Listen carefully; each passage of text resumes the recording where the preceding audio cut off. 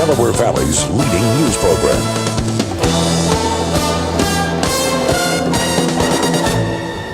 It's a messy and soggy start to the weekend. The relentless rains have caused the ground to become saturated, uprooting some trees and also flooding some roadways. It is Friday afternoon. I'm Shari Williams. And I'm Rick Williams. Brian Taff has the night off. The big story on Action News on this Friday is another wet and rainy day.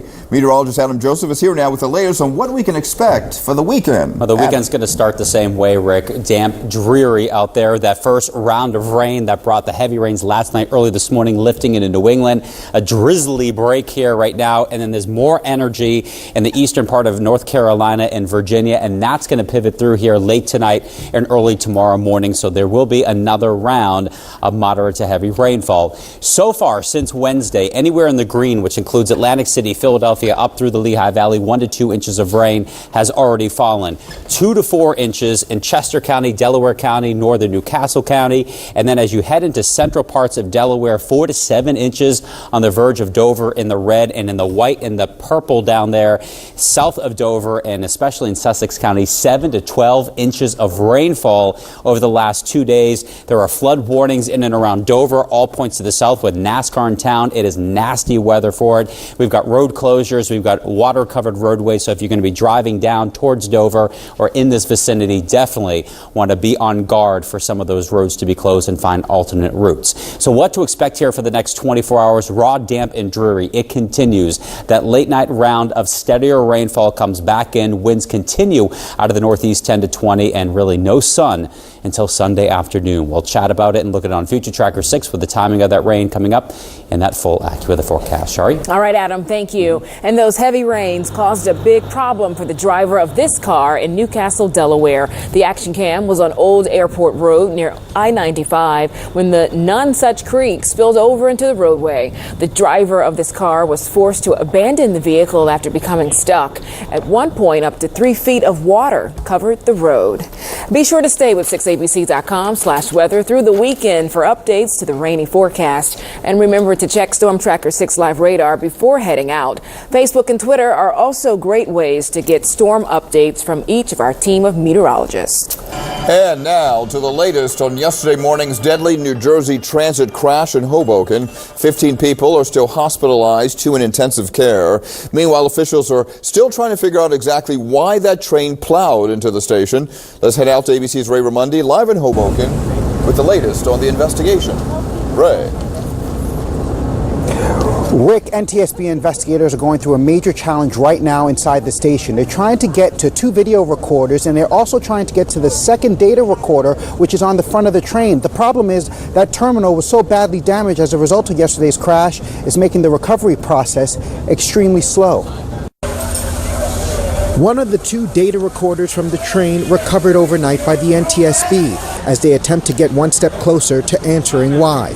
At the center of the investigation, 48-year-old train engineer Thomas Gallagher. We'll be checking records, maintenance records, employee records. Investigators also want to get that second data recorder located in the front car. 2 video recorders are also located there, but a destroyed canopy and mountains of debris is making it difficult for investigators to reach. That rush hour horror happening right in the heart of the morning commute. The hundreds injured, that one bystander on the platform who died. Today we learn more about 34-year-old Fabiola Batard de Kroon, who just dropped off her baby girl at daycare minutes before she rushed to catch her train. She said she was in a rush. She went to the train, and so in a way I blame myself because I talk a lot and I could have spoke to her about other things. And amid the tragedy, the story of a hero comes to light. Ramon Perkins ran into the station when others frantically tried to escape and rushed to de Kroon's side during her last moments of life. I was like, miss, I'm not going to leave you. I'm not going to let you. If you're going to die, you're not going to die by yourself right now.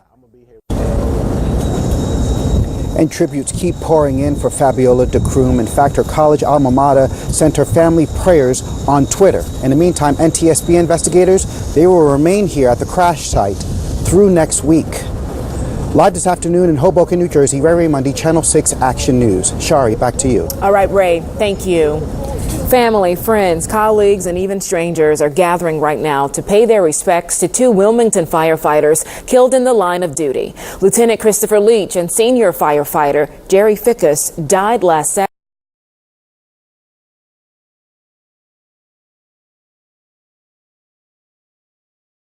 Fire in Wilmington. Action News reporter Vern Odom is live in Hockessin, where a public viewing is underway right now. Vern. Good afternoon, Shari. You can probably hear the bagpipes warming up behind me right now. It is a sad day all across the state of Delaware, of course, the first state, but a day of tremendous pride in the two first responders who've made the ultimate sacrifice. Moments after rush hour in Wilmington, the funeral procession headed down Maryland Avenue to St. Elizabeth's Church, where hundreds of mourners came to pay respects to fallen firefighter Lieutenant Christopher Leach, who, along with senior firefighter Jerry Fickus Jr., died in the line of duty Saturday when they charged into a residential inferno, believing children were trapped inside. Many of those out today were fellow local firefighters who knew both men well. We don't care day or night, what time of year, cold, hot. We go in and do our job. I mean, we're firefighters. That's our job. We don't look at the circumstances of what is going to happen after the fire. We're there to do a job and to put that fire out. I think just by the turnout here in Wilmington that you're seeing that he was a respected and honored man, and he died doing what he loved to do. The mass inside the church generated lots of emotion. This was Chris Leach's parish. We are reminded in Ecclesiastes that there are times for everything and that we cannot know God's plan completely. Certainly in this case, we don't know what God's plan is. For all the pageantry of the Leach services, the Fickus family chose much more subdued services today. There's been a second set of public viewing hours in Hockessin's Grace Lutheran Church this afternoon, to be followed by a private service for family, friends, and Wilmington firefighters only. The fire that killed these veterans, police say, was deliberately set, under arrest, and charged with 2 counts of murder and 1 count of arson. This 28-year-old woman, Beatrice Fana Ruiz, the resident of the Lakeview Road house where the fire was started. Her stepmother, step-siblings, and other children were in the house. Court documents say she has confessed. Leach and Fickus charged into the house thinking others were trapped inside. In fact, they were not. A joint memorial service honoring both men open to the public tomorrow at 1 o'clock at the Chase Center on the waterfront. Live in Hockessin, Delaware, I'm Vernon Odom, Channel 6 Action News. All right, Vernon, thank you. Schools throughout our area are dealing with what they're hoping is a strange social media hoax involving a so-called creepy clown.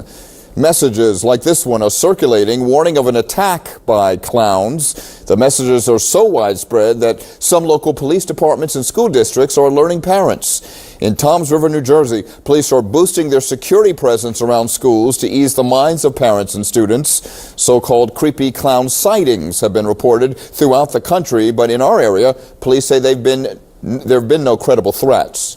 But in Ohio, one school canceled classes after a woman reported being attacked by a clown overnight. The scare seems to stem from a movie promotion, which has sparked copycat reports.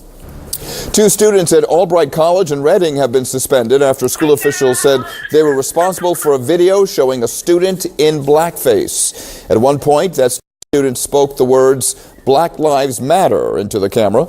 School officials say an investigation showed that multiple students of multiple races were involved in the making and distribution of that video.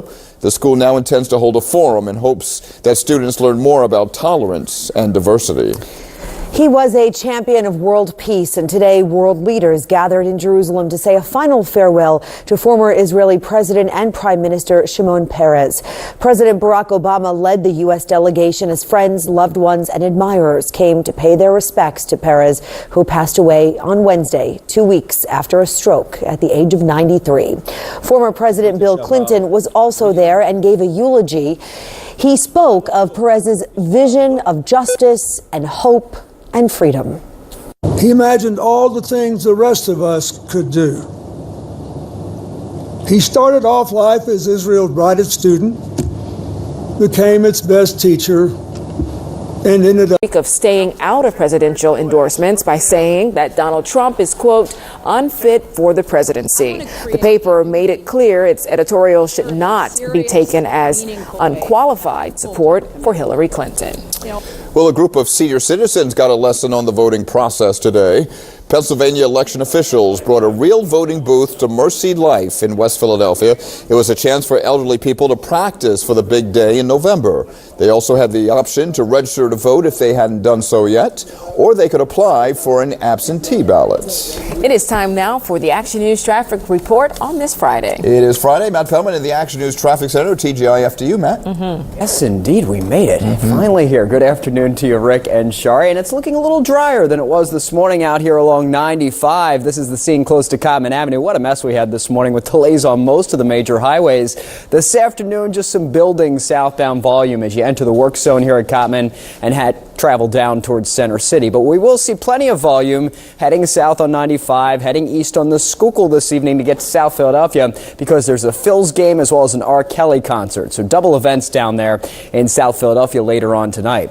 Right now in South Philadelphia on 95 southbound at the Girard Point Bridge, there's an accident blocking one lane. So we're starting to see some slowing there heading down toward the airport. We had a broken down truck on the Vine Expressway that was westbound approaching the Schuylkill, now cleared out of the way luckily, but of course it remains jammed there. And on the Roosevelt Boulevard southbound at Tyson there was a crash, but luckily that too is gone. As is a crash on the Admiral Wilson Boulevard eastbound by Federal, cleared out of the way, all lanes reopened. But watch out for a nasty wreck, some people injured in Radnor Township along King of Prussia Road at Gulf Creek Road, and in Newcastle still have high water. You saw the pictures of someone that got stuck in this today along Airport Road. It remains blocked. Commons Boulevard would be a better bet. Let's grab the iPad. Did the commuter report on this Friday afternoon in Fairmount Park. Oh boy, a whole lot of traffic along Lincoln Drive with a crash reported just 5 miles per hour there. So not so pleasant. We'll check it again, Rick and Shari, coming up in the next half hour. All right, Matt, thank you. See you then. Much more still ahead on Action News this afternoon. It's been a must-see on any trip to New York City, but there's word that the Carnegie Deli is closing its doors. The good news, those giant pastrami sandwiches could be coming to a town near you. Wow, look at that. Yeah, also ahead, a fresh-faced approach to doing your makeup. How about some tips from a 3-year-old? We're just saying it may be the most adorable makeup tutorial you'll ever see. Museum back in 2002. They were discovered hidden in a farmhouse near Naples, in an area that's a stronghold for organized crime. One of the paintings actually contains grains of sand taken from a beach where Van Gogh worked. Experts have determined that the paintings are indeed authentic. In business news now, U.S. consumers scaled back on spending last month. A new report says it's the slowest growth in spending since March. The weaker than expected spending can mostly be traced to a drop in auto sales. Experts say consumers basically took a breather. Expect the slowdown to only be temporary. One factor in the drop may have been a decision by parents to delay the start of school shopping until later in the year when they expect to get better deals.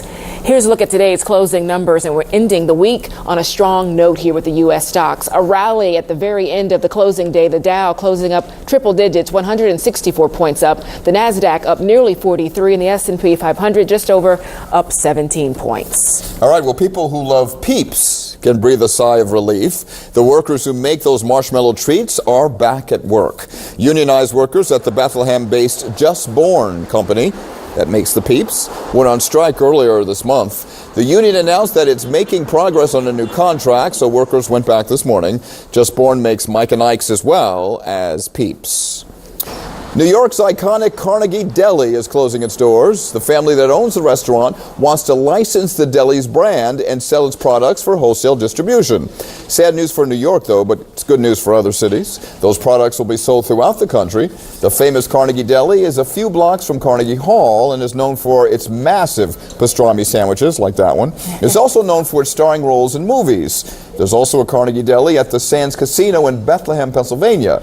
that one will stay open. Cool. I guess we're all thinking about food now, from Peeps Holy to those cow, big old sell that sandwiches. pastrami, Yeah. man. Time now with the AccuWeather forecast. That was a big sandwich. Oh, yes, let's get Get your mind back Meteorologist in Adam Joseph with a check of the wet weekend. His mind easily drifts. I know, I see, right? When he sees food.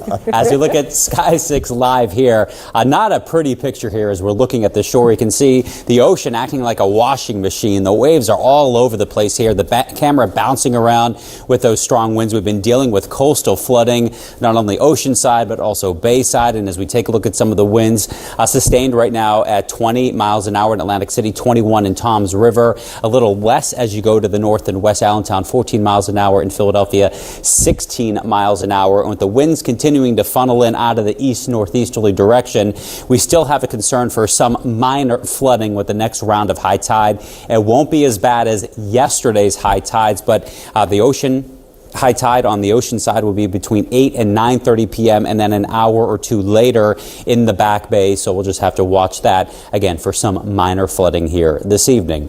Temperature wise, it is chilly once again, only upper 50s to the north and west, 63 Philadelphia, 65 in Millville, 66 down in Dover, and mid 60s along the shore. That spin, it is still to the west in the Ohio Valley, just south and west of Cincinnati. And you can see kind of a conveyor belt of moisture wrapping from the south and then into that low. There is more energy gathering in eastern parts of the Carolinas. That's going to move up from the south late tonight and early tomorrow morning. But not in time, thankfully, for the high school football games here this evening. High school huddle tonight, all the highlights after 11 o'clock news. Raw, cool, soggy fields. It's not going to be raining the whole time, but it'll be drizzling. Kickoff temperature is around 60 degrees. By the fourth quarter, not much change at 60, so definitely want to wear the fall gear as you head to some of those high school football games. Tomorrow morning, 7:30 a.m., that's when that energy comes through with another round of heavy rain, especially Philadelphia to the south and east. That lifts to the north in the afternoon, but even tomorrow afternoon, we're dealing with low clouds, drizzle, on and off showers, much like today. And then as we get into Sunday morning, still a lot of clouds, a spitting shower or two, and then that starts to break apart as we get into tomorrow, Sunday afternoon, 2 p.m. We'll start to grab a little more sunshine here, so brighter the second half of the weekend. NASCAR down in Dover, drizzle with on and off showers for your Saturday, early heavy rain as well, 74. And then on Sunday, partly sunny, 78. Doesn't look like any interruptions for the major race here, the second half of the weekend. Your 4-day 4 forecast will indicate that it starts very damp, cloudy, and dreary here on Saturday, 69 degrees. Clouds breaking for some sun on Sunday afternoon of 75. And then October warmth on Monday, 77 degrees. That's 7 degrees above normal, and then sun and clouds Tuesday, 72, getting closer back to normal. So there is some improvement. Unfortunately, it's going to take a lot of the weekend to kind of see some of that sun. All right. Thanks, Adam. Yeah. Thank you. Well, this is the final image from the Rosetta spacecraft just before it crash landed into a comet. That comet is the same one that it's been following around in space for 2 years. In total, Rosetta was in space for 12 years. It took 1 decade to actually reach the comet. During those years, the spacecraft covered a distance of 4 billion miles. Comets are frozen remnants that hold secrets about the early solar system. Rosetta has given scientists pieces of the puzzle of how the planets came together and what chemicals existed to form the building blocks of life. And there's much more still ahead on Action News. An exciting day for Star Wars fans. A new line of toys from the new movie were released today. Also coming up, an adorable baby boom in China. Nearly 24 panda cubs are introduced to the public. And coming up in Big Talkers, meet the 8-year-old girl who not already got accepted into college, she already got autism and her passion. You won't want to miss this kid. Action figures and a Darth Vader mask. Hey, there's Adam Joseph. The products are based on the highly anticipated release of the new movie in December. The fans who showed up first were also rewarded with free posters and T-shirts. I thought that was a familiar face. How's Adam? Finally, this half hour, it's the most adorable baby boom that we've seen in a while. Nearly 24 panda cubs were introduced to the world today from a facility in central China. Well, these guys are all between the ages of 1 and 4 months. Experts say improvements in breeding technology is behind this baby boom. The cubs are part of an attempt to boost the giant panda population. The giant panda is no longer on the endangered species list, all because of efforts like this. I could watch them all day. Cute. They're cute. Much more still to come on Action News at 4:30, including a stuck roller coaster ride in Australia. Plus, bed bugs at work, that's what some disgusted state workers say they're dealing with at office buildings in Trenton. I'm Nora Mushanik. I'll have that story coming up. And the bad weather conditions did not keep people from sleeping outside to raise awareness about homelessness. We'll have those stories and more when Action News at 4 continues next. Pat Toomey, endorsed by leading independents and Democrats.